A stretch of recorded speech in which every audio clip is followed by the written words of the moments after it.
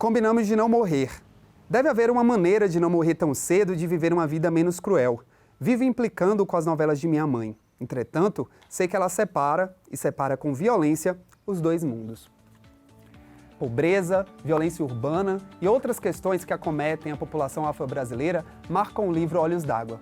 A escrita de Conceição Evaristo está novamente entre as obras literárias selecionadas para o vestibular UESB. E para falar mais sobre esse assunto, a gente recebe a professora Esther Maria de Figueiredo, do Programa de Pós-Graduação em Letras da UESB.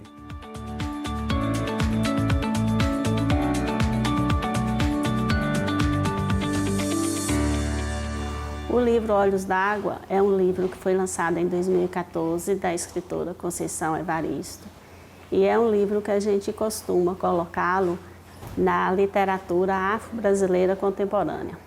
Por quê? Porque essa obra, ela recupera a noção de ancestralidade e de várias personagens negras que estão nos 15 contos que reúnem esse livro. É interessante destacar também que o nome do livro, o título do livro, Olhos d'Água, é o primeiro conto.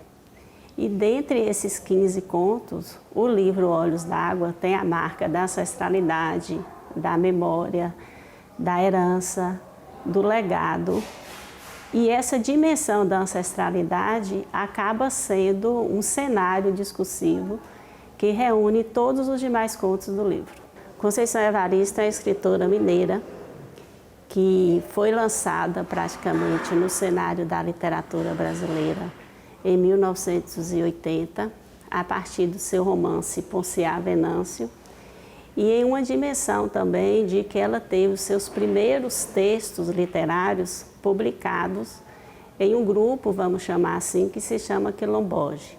Esse grupo reunia escritas de autorias negras nessa dimensão de marcar essa presença das escritoras e dos escritores negros no cenário da literatura brasileira.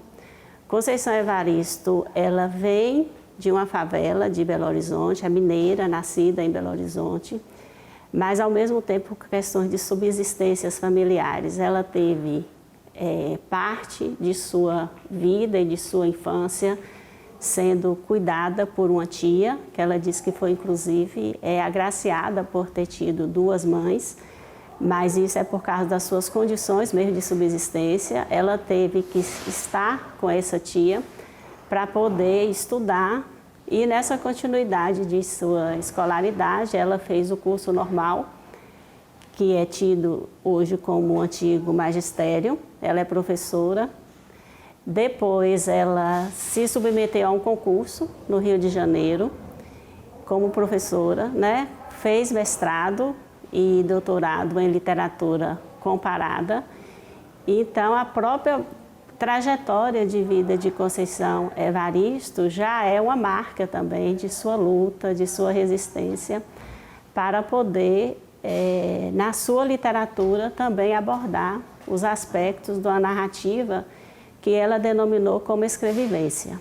Essa escrevivência é justamente esse estilo de escrita em que as vivências, as experiências da vida são tratadas por meio desse enfoque de autoficcionalizar-se, de autobiografar a própria existência.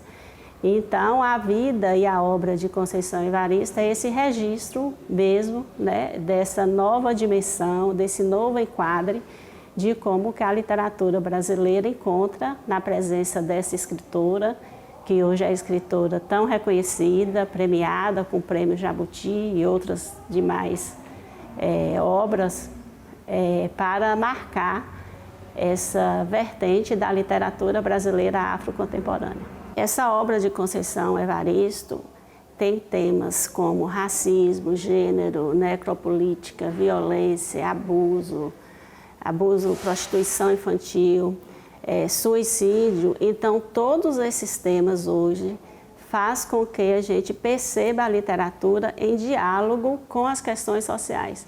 Mas, ao mesmo tempo que a literatura dialoga com esses temas, que são matérias, né, da escrita de Conceição Evaristo, a literatura também revela outros mundos, outras realidades. Então, essa obra de Conceição Olhos d'Água é um uma mensagem na perspectiva de que a escrita dela, né, denuncia e, ao mesmo tempo que denuncia, anuncia a necessidade de tornar visíveis aqueles que são invisíveis na nossa sociedade. Essas personagens que estão presentes no Olhos d'Água colocam as dimensões de enfrentamento, né, com as questões raciais, com os preconceitos, a questão também do cotidiano da mulher, as noções de gênero, né, quem é essa mulher que precisa superar, né, todos esses estereótipos que a sociedade imprime na figura feminina.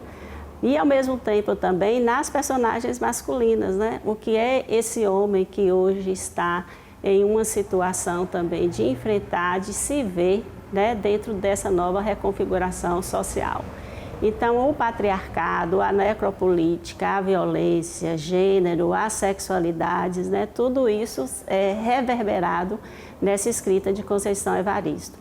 Se observa muito que, mesmo ela tratando de temas tão duros, com esse brutalismo poético, que é uma figura de linguagem que está muito presente na escrita de Conceição, como também a escrevivência, há um lirismo, há uma poética, né? Então, ela tem esse dom, é um estilo de linguagem dela, né?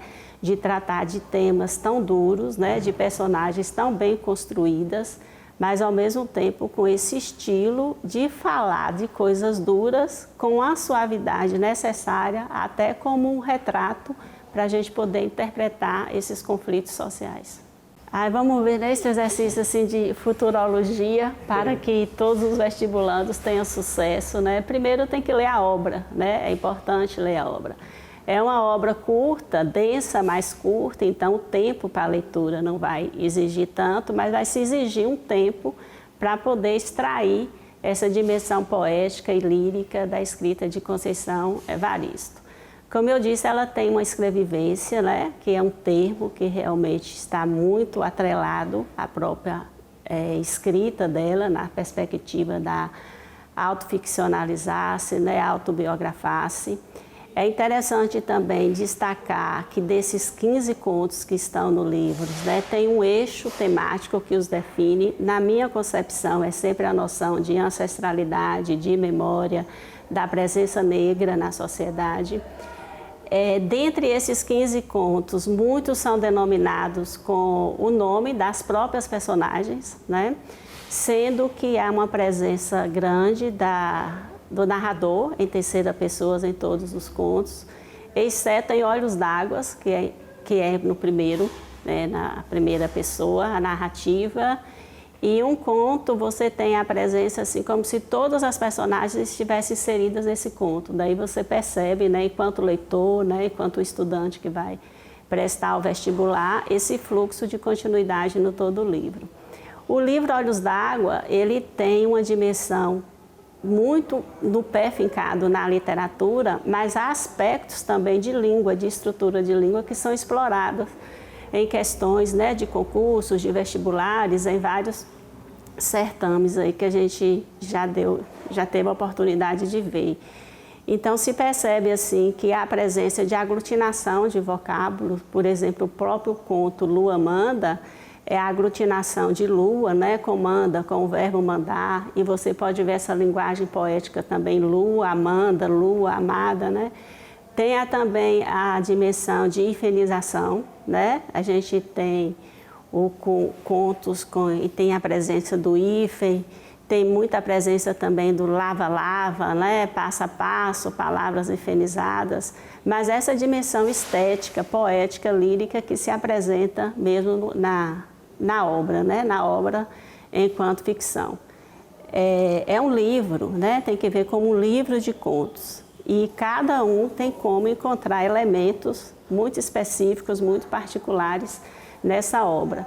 O próprio título Olhos d'Água, o que é olhar, né? E aí você encontra em vários contos também olhos, olhar, olho, né? E numa visão de interpretação, são os invisíveis, a invisibilidade, né? As pessoas invisíveis que são silenciadas, que precisam constituir pertencimento étnicos, pertencimentos afetivos. E esse olhar também acaba sendo uma metáfora, né, do que o livro representa para a literatura brasileira hoje, né? Nesse século que a gente precisa dar conta dessas dimensões todas de problemas existenciais e sociais. Vestibular UESB 2023. A UESB é para você!